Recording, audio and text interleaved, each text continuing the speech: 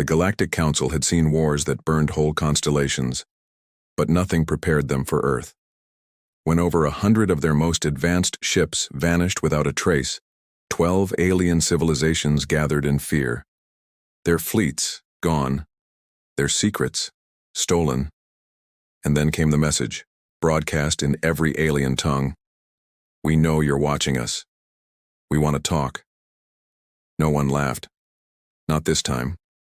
Because the predators of the galaxy had just realized they weren't on top anymore. If that opening gave you chills, you're going to want to stay until the end. Hit like if you're proud to be human, subscribe to join our growing fleet of story lovers, and share this video with someone who thinks humanity couldn't survive first contact. Trust me, you'll want them to hear how this one ends. The great crystal hall floated in the dark between stars, silent, endless, and suddenly afraid. 12 alien empires had gathered, each one powerful enough to erase a planet. Yet tonight, not one dared raise their voice. Council Prime Vexar stood at the head of the glowing table of starlight. His scales shimmered green, but his eyes betrayed something rare among his kind: fear. "Friends," he began, his voice echoing through the vast chamber, "we have a problem, a very human problem." A ripple of unease spread around the hall. The Hegemony ambassador rose, his tentacles trembling. 3 of our fleets vanished, he said softly. All sent to observe a small world on the edge of nowhere, Earth. Laughter broke out at first. A primitive planet? Chemical rockets, atmospheric aircraft, no FTL. How could they be responsible?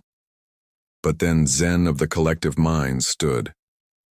"We sent 12 living bioships," he said. "Only one returned, and it whispered a single message before dying.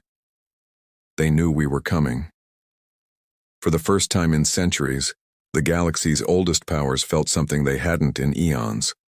Not superiority, not control, but cold, unmistakable dread.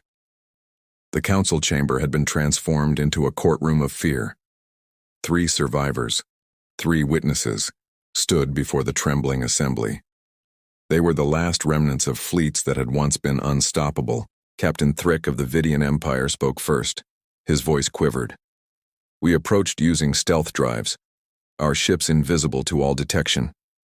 He paused, eyes wide. "They saw us coming, 3 star systems away. They tracked us with something they called radar." Gasps rippled through the chamber. Radar. That was technology millennia old, yet somehow it worked. Perfectly.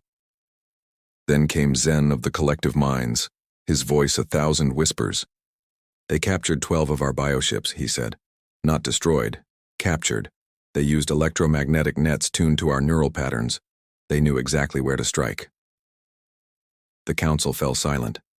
Even the Ironclaw commander's claws stopped twitching. When Commander Yaeth finally spoke, his words trembled with rage and disbelief. "We sent 50 warships, 2,000 warriors. We expected victory."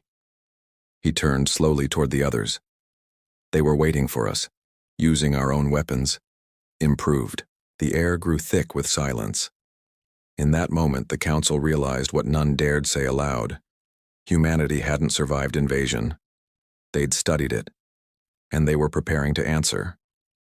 Beneath the city of Seoul, in an underground complex that didn't officially exist, humanity was dissecting the stars.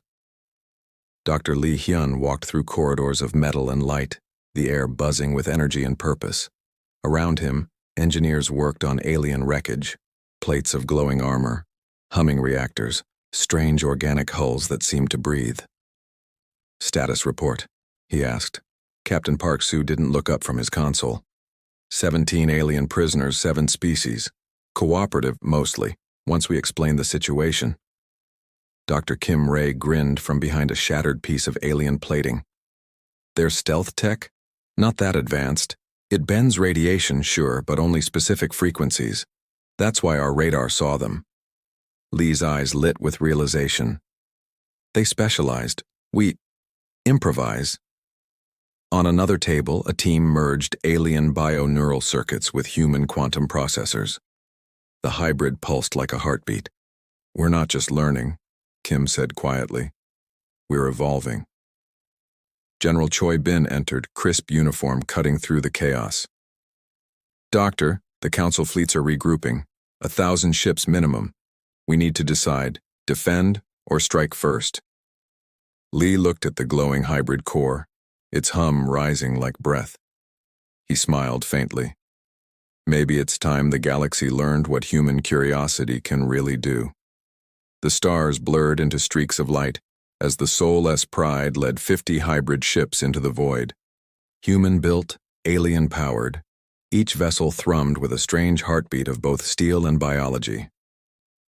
ETA to target Alpha, 37 minutes, called the navigator.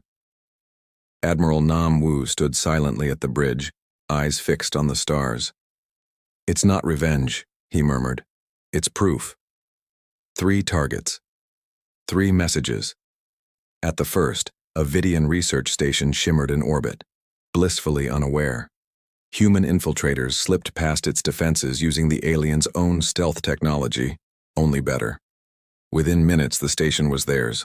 No casualties, no noise, only shock. At the second target, Ironclaw warriors roared into battle and lost. Human ships danced like thoughts, erratic, brilliant, unpredictable. Every move improvised, every strike precise. The third assault wasn't fought with guns at all. Human hackers unleashed something the galaxy had never seen. A confusion virus that made hive minds turn against themselves. Within hours, all 3 missions succeeded. Minimal bloodshed, maximum message. When the human fleet vanished back into the dark, they left behind a single transmission across every alien frequency. We do not seek war. But if you bring it to us, remember what happened here. The stars blurred into streaks of light as the soulless Pride led 50 hybrid ships into the void. Human-built, alien-powered.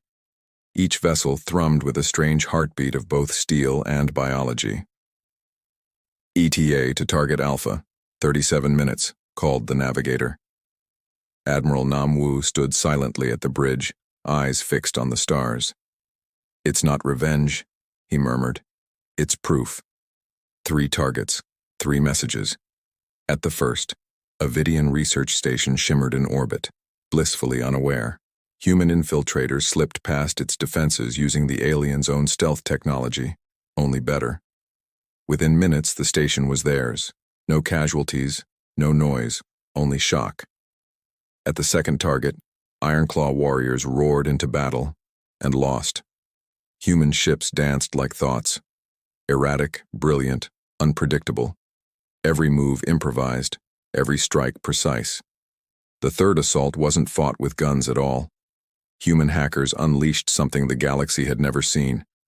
A confusion virus that made hive minds turn against themselves within hours. All 3 missions succeeded. Minimal bloodshed, maximum message. When the human fleet vanished back into the dark, they left behind a single transmission across every alien frequency.